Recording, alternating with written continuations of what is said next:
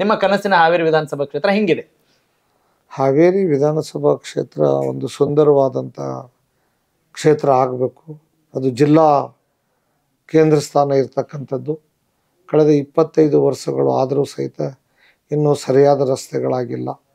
ಊರು ಒಳಗಡೆ ಇನ್ನೂ ಗಟಾರ ಚರಂಡಿಗಳು ಕೂಡ ಆಗಿಲ್ಲ.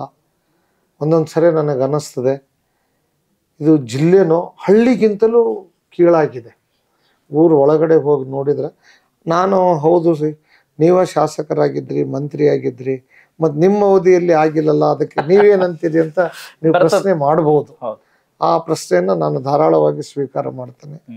ಅಲ್ಲಿ ಒಂದು ಕಡೆ ಏರಿಯಾ ಸಂಪೂರ್ಣವಾಗಿ ಬೆಂಗಳೂರಿನ ರಾಜಮಹಲ್ ಬಡಾವಣೆ, ಆಮೇಲೆ KHSR ಬಡಾವಣೆ, ಸದಾಶಿವನಗರದ ರೀತಿಯಲ್ಲಿ ಬಸವೇಶ್ವರ ನಗರ, ಬೇರೆ ಬೇರೆ ನಗರಗಳನ್ನು ಇಂಪ್ರೂವ್ಮೆಂಟ್ ಮಾಡಿದ್ದಾನೆ. ಪೂರ್ಣ ಮಾಡಲಿಕ್ಕೆ ಹಣಕಾಸಿನ ವ್ಯವಸ್ಥೆ ಭಾಳಷ್ಟು ಬೇಕಾಗ್ತದೆ. ಆದ್ದರಿಂದ ಅರ್ಧ ಊರು ಮಾಡಿದ್ದೇವೆ, ಅರ್ಧ ಊರು ಮಾಡಿಲ್ಲ. ಅರ್ಧ ಊರನ್ನು ಈ ಸಾರಿ ಮಾಡಲಿಕ್ಕೆ ಎಲ್ಲ ರೀತಿ ಇದು ಮಾಡೋದು. ಒಂದು ಏನು ತಪ್ಪಾಗಿದೆ, ಎಲ್ಲರೂ ಬಿನ್ಸೆತ್ಗೆ ಮಾಡಿ ಅಲ್ಲಿ ಹೂಡ ಏನಿದೆ ಅಲ್ಲ, ನಗರಾಭಿವೃದ್ಧಿ ಪ್ರಾಧಿಕಾರದ ಒಂದು ಇದನ್ನು ತಗೋಬೇಕಾಗಿತ್ತು, ಅಪ್ರೂವಲ್ ತಗೋಬೇಕಾಗಿತ್ತು. ಎಲ್ಲರೂ ಬಂದ ಅಧ್ಯಕ್ಷರುಗಳು ಸರಿಯಾದ ರೀತಿಯಲ್ಲಿ ನಿರ್ವಹಣೆ ಮಾಡದೆ ಇವತ್ತು ಗ್ರೀನ್ ಬೆಲ್ಟಿಗೆ ಅವರೆಲ್ಲ ಮನೆ ಕಟ್ಟಲಿಕ್ಕೆ ಇದನ್ನು ಮಾಡಲಿಕ್ಕೆ ಕೊಟ್ಬಿಟ್ಟಿದ್ದಾರೆ. ಉದಾಹರಣೆಗೆ 25-30 ಸೈಟ್ ಮಾಡಿ ಅದರ ಸೈಟ್ಗಳನ್ನು ಮಾರಾಟ ಮಾಡಿಬಿಡೋದು, 5 ಗುಂಟೆವರೆಗೂ ಸೈಟ್ಗಳನ್ನು ಮಾರಾಟ ಮಾಡಿಬಿಡೋದು. ಏನೇನೇ ಮಾಡಿರೋದಿಲ್ಲ, ಅದಕ್ಕೆ ರೋಡ್ ಇಲ್ಲ, ರಸ್ತೆಗಳಿಲ್ಲ, ಸಾರ್ವಜನಿಕ ಸ್ಥಳಗಳನ್ನು ಬಿಟ್ಟಿಲ್ಲ. ಅಂಥದ್ದು 300-400 ಎಕರೆ ಮಾಡಿಬಿಟ್ಟಿದ್ದಾರೆ. ಅವನ್ನೆಲ್ಲ ಅಭಿವೃದ್ಧಿ ಪಡಿಸಿ ಕೊಟ್ಟಾಗ ಮಾತ್ರ ನಾವು NOC ಕೊಟ್ಟು ಅವನ್ನ ಸರಿಪಡಿಸ್ಬೋದು. ಆದರೆ ಅವ್ನು ಏನೂ ಕೊಡೋದನ್ನು ಮಾಡಿಬಿಟ್ಟಿದ್ದಾರೆ.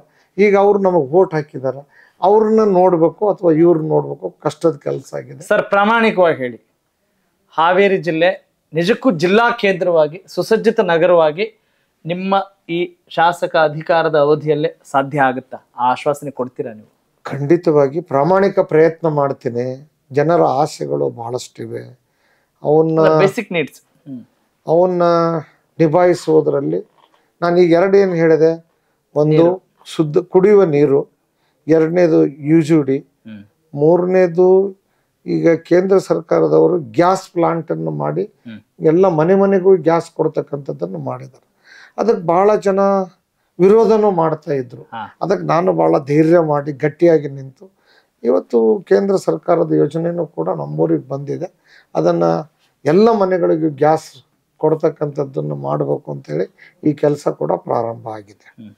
ಮುಂದಿನ ದಿನಗಳಲ್ಲಿ ಇವೆಲ್ಲವೂ ಆದರೆ ಹಾವೇರಿ ಜಿಲ್ಲೆ ಕೇಂದ್ರ ಸ್ಥಾನ ಆಗಿರೋದ್ರಿಂದ ಮತ್ತು ಬಹಳಷ್ಟು ಜನರಿಗೆ ಇವತ್ತು ವಿದ್ಯಾಭ್ಯಾಸಕ್ಕೆ ಬರ್ತಾರೆ, ಇಂಡಸ್ಟ್ರಿಗಳನ್ನು ಹುಡುಕೊಂಡು ಬರ್ತಾರೆ. ಅದೆಲ್ಲವಕ್ಕೂ ಕೂಡ ಇಂಡಸ್ಟ್ರಿಗಳು ಬೆಳೆದ್ರೆ ಊರು ಬೆಳೀತೈತೆ. ಉದಾಹರಣೆಗೆ ನಮ್ಮಲ್ಲಿ ಟಾಟಾದವರು ಅಲ್ಲಿ ಒಂದು ಕಾರ್ಖಾನೆ ಮಾಡಬೇಕು ಅಂತ ಬಂದಿದ್ರು, ಜಮೀನನ್ನು ಕೂಡ ವಶಪಡಿಸ್ಕೊಂಡಿದ್ರು ಅಗಡಿ ಹತ್ರ. ಆದರೆ ಅಲ್ಲಿ ಮೈನ್ಸು ಕೊಡದೇ ಇದ್ದಿದ್ದಕ್ಕೆ ಅವರು ವಾಪಸ್ ಹೋಗ್ಬಿಟ್ರು, ಜಮೀನು ಕೊಟ್ಟು ಹೋಗ್ಬಿಟ್ರು. ಅದಕ್ಕಾಗಿ ಇದು ಆಗಿಲ್ಲ. ನಮಗೆ ವಿಮಾನ ನಿಲ್ದಾಣದ ಸೌಕರ್ಯ ಇದೆ, ಹುಬ್ಬಳ್ಳಿಗೆ 100 ಕಿಲೋಮೀಟರ್ ದೂರದಲ್ಲಿ. ಹೂವು, ಹಣ್ಣು, ತರಕಾರಿ ಬೆಳಿಬಹುದು, ಫಾರಿನ್ಗೆ ಎಕ್ಸ್ಪೋರ್ಟ್ ಮಾಡ್ಬೋದು. ಆಮೇಲೆ ರೈಲ್ವೆ ಇದೆ, ಅಲ್ಲಿನೂ ಕೂಡ ಸಾಕಷ್ಟು ರೀತಿಯಿಂದ ಟ್ರಾನ್ಸ್ಪೋರ್ಟ್ ಮಾಡ್ಬೋದು. ಹಾಗಾಗಿ ಹಾವೇರಿ ಜಿಲ್ಲೆ ಒಂದು ಅಭಿವೃದ್ಧಿ ಪಥದಲ್ಲಿ ನಡೀಲಿಕ್ಕೆ ಎಲ್ಲ ರೀತಿಯಿಂದ ಇವತ್ತು ಮೆಡಿಕಲ್ ಕಾಲೇಜ್ ಆಗಿದೆ, ಇಂಜಿನಿಯರಿಂಗ್ ಕಾಲೇಜ್ ಆಗಿದೆ, ಬೇರೆ ಬೇರೆ ಇಂಡಸ್ಟ್ರಿಗಳು ಬರ್ತಕ್ಕಂಥ ವ್ಯವಸ್ಥೆ ಕೂಡ ಮಾಡಿದ್ದಾವೆ. ಮನೆಗಳನ್ನು ಮಾಡಲಿಕ್ಕೆ 100 ಎಕರೆ ಈಗಾಗಲೇ ಹೌಸಿಂಗ್ ಬೋರ್ಡ್ನಿಂದ ಕೊಟ್ಟಿದ್ದೀವಿ ಅಂತ ಹಲವಾರು ಯೋಜನೆಗಳು ಬಂದಿರೋದ್ರಿಂದ ಹಾವೇರಿ ನಗರ ಸುಂದರ ತಾಣವಾಗಿ ಬೆಳೀಲಿಕ್ಕೆ ಎಲ್ಲ ರೀತಿಯ ಅನುಕೂಲತೆ ವಹಿಸ್ತೀರಿ, ಶ್ರಮ ಅಂತೂ ಹಾಕ್ತೀರಿ, ಇಷ್ಟಂತೂ ಮಾಡ್ತೀವಿ. ಕನೆಕ್ಟ್ ಕರ್ನಾಟಕ, ಇದು ನಿಮ್ಮ ನೆಟ್ವರ್ಕ್.